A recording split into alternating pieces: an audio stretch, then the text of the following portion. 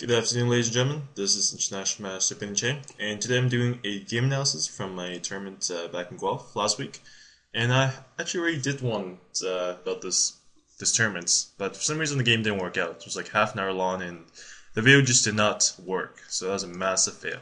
So instead, I'm doing the round one game against Nicholson. It's around 2100 CFC, and I'm black here. So pretty much playing in the Night first round just because it doesn't really matter at the time, and I need more practice anyway. And this is a very normal English attack kind of stuff. Now main moves Queen 2 or G4, both kind of transpose most of the time. Against G4, as you can see, Houdini likes B4, and that's why I played, although I didn't really not care what Houdini says in the beginning because it doesn't really matter what the computer says early on. And the main moves are Knight 4 or Knight C2. Oh, Knight C2. But he tanked for like half an hour and or 20 minutes. And think about this. This first round game, it's about 60 minutes with 30-second increments. So he spent a lot of his time on this move. He played Knight B1, which is just awful. And I should follow up with the best moves here: Knight 5 and D5. So it looks kind of weird because I haven't developed my piece yet, right? And I've just been really behind developments. And actually, this position's actually really good for me. Houdini really likes it, and after G5, Knight G5. It's funny because I have no piece developed, but I'm actually better just because I can play D4 pretty soon, and I can also take this guy or G6 and just have like a very strong center, and he has a lot of weak pawns everywhere. And even though my pawn's here, it's actually not that weak. And I thought something like A3 could be played, but apparently I can just play something like this: G3, Knight 4. And I was probably gonna play something like this, but I wasn't really sure about moves like this. But apparently, I can just get this pawn, which is actually more important than the other pawn. If I take this guy, Houdini likes Knight C6, and of course take, and I'm better again. So I have actually a very strong position here. But here he plays a very interesting move. He plays C3, which essentially is a piece sack because he's not going to do pawn takes, just because my position here is it's very strong, and I'm going to play G6 and have a great center and just great position overall. So he decides to play Knight 6 C3, and after D4, he does not take here. He plays Bishop C4. This is actually really interesting because it's very difficult for me to really know what to do here because I can't really take any of his pieces, right? Because take F7, for example. Well, I'm not gonna show it just because it's so obvious. But the move I was thinking of Bishop E6 or Knight C6, and in this case I play Bishop E6, and that's actually the best move here according to Bindi, which I agree as well. Knight C6. The reason Knight 6 doesn't really work out is I was scared of moves like this. Then rook D1. Just the pin. And even though I'm better, it's very difficult to know what exactly I'm supposed to do here. Moves like rook B8 have to be played. I'll probably play move like G6 here, and after G3, takes, something like no. And look, and the evaluation just changed pretty fast. The thing is, I can't play moves like this just because of Knight D5, which is insane. And he's better, so this is a very difficult position for me to defend. So I figured I need to take away his bishop, and besides this line, he can also try this thing. And I don't know. Position says, look at this, just change your wall really fast, right? And it's just very uncomfortable for me to play, even though I'm up a piece technically, because you can't really do anything. I could just play Queen 7 and just take a piece. It's not very fun for me to play this kind of game. Takes D4, and there's so many pins and stuff, and I can't really move my pieces. And this is the type of game that is really good for short time controls, which is exactly what the game was about. So I play the most practical move, and also the best move, Bishop E6 for check. The thing is, I can't play Queen D7 just because of Bishop B5. And I saw this and I figured, well, don't change. Why bother? So Knight D7 is the best move here. I say takes. Now he plays. Now I really thought he was going to just take on D4. But I don't think he has enough comp just because Bishop C7 just castle, and I should be fine. It's hard for him to really know what to do here. So for example, Bishop C7, castle, Queen C8, for the pin stuff, say Bishop E5, B7, Rook B7, and then just castle. And the best moves here apparently from Houdini is Bishop D6, takes, castle. If he takes on E6, well, it doesn't really do anything because of Knight C5. So I'm just a piece, essentially. He doesn't have enough comp for this type of game. But he plays a very interesting move here. Plays the Queen C6. Here it's obviously took the knight. And after Knight D5, I play a very... No, it's not the best move here. I play Bishop B4 check. I should have just played rook c8 check, rook c8, because the problem is he can't really take on f5 because I have knight c5, which is very, very strong because he still can't take this guy because of knight e3, obviously, and he's essentially forced to trade queens, but he's actually down a piece in this game. So I mean, just king takes and then push d2, and I'm a piece, so this should be a very easy win for me at this point because this pawn's gonna drop and my pieces are fine. But I was playing very safe, and I didn't want to calculate, so I just gave up bishop, just castle. I still figured I had a very strong position here, just because his king side's screwed up. He's behind development, his pieces are all over the place, and I'm ready to attack him. So this is probably the best practical decision. But if I just calculate a bit more, I could have figured out I can just take his freaking piece here. Yeah, take his freaking bishop. Or, I mean, rook c8, yeah. So, unfortunately, I didn't do this, and at this point, he played rook d1, which actually is not the best move here, because should play bishop d2, which I thought he was in play. But after f takes, I mean, my position is definitely still a lot better, forcing him to play something like this.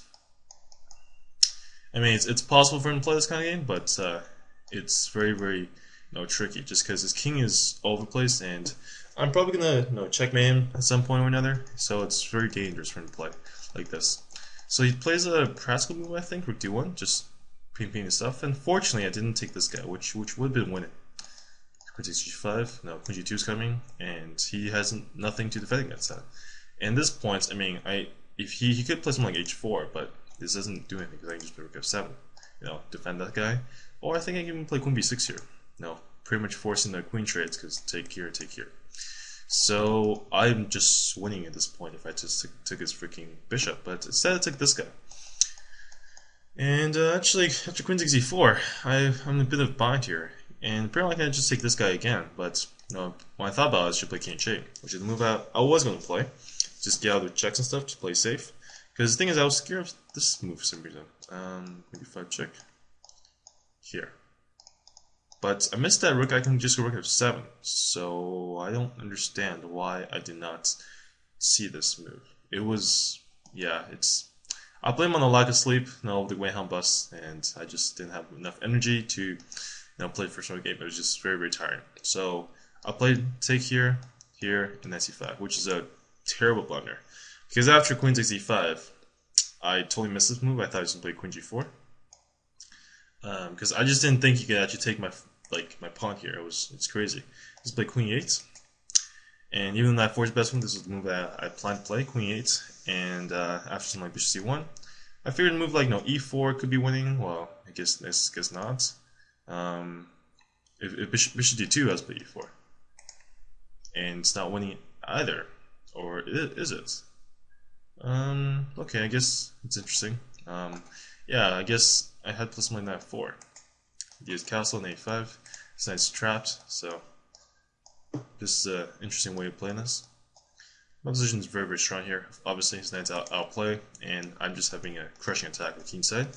But I essentially did not do this because I figured he cannot take this pawn, because after rook e8, I figured this must be good, but apparently, it's not that good.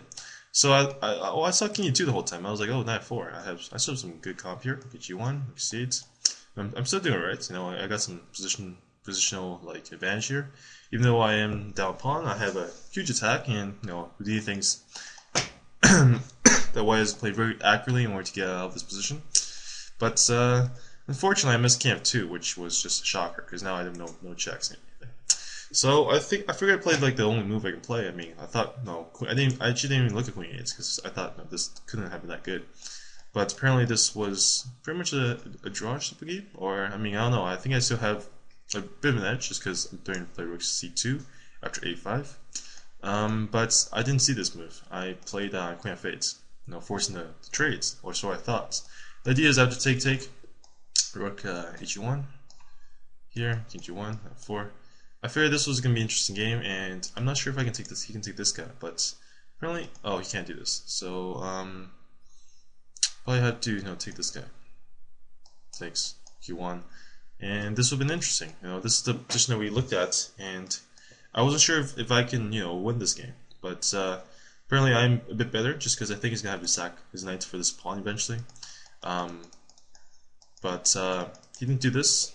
He instead he decided. Oh, yeah, so one thing I want to point out is that none of us saw Rook H1. We both thought Rook H1. So I'm just looking at like the most obvious moves that would have happened in the game, not what Houdini thinks is the best move. Just because when we had analyzed the game, we looked at some like moves in the post-mortem.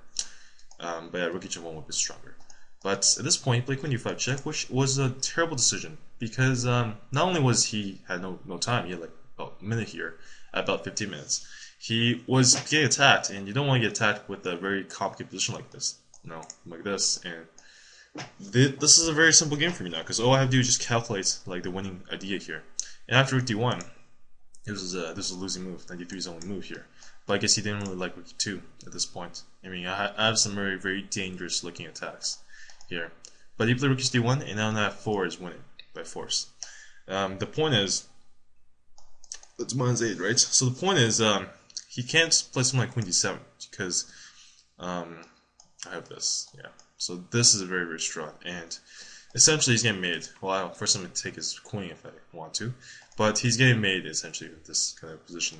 So he has to keep guard with this this pawn, but now it gives me the opportunity to go for mate here, Rook E2. So King G3 doesn't work because of here, and I think check again. In H6. Oh, I actually was going to just play it here. And this was going to be a mate as well. Like G1, and then I think I can just go here and here.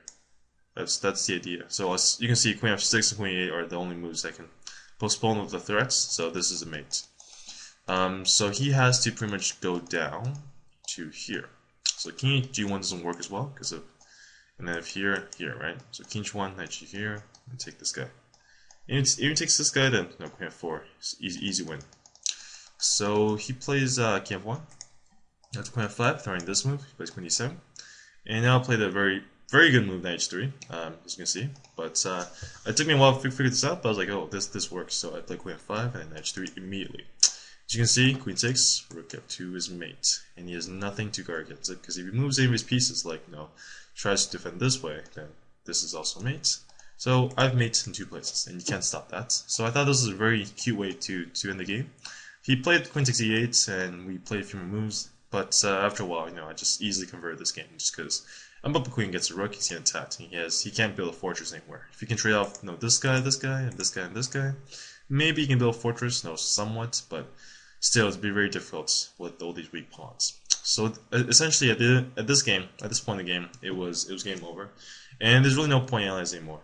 But that was my game, and that was pretty short, I guess. Not as long as 30 minutes, but that was a fun first round game. I made some very bad and poor moves, and chose the most practical decision at times when I could have been more objective. But I'm human, and I want to pick something safe, and so it happened. So the first round game was a success, and I ended up winning this tournament due to some good luck and some poor play by my opponents at some crucial times, and so to cash in some money.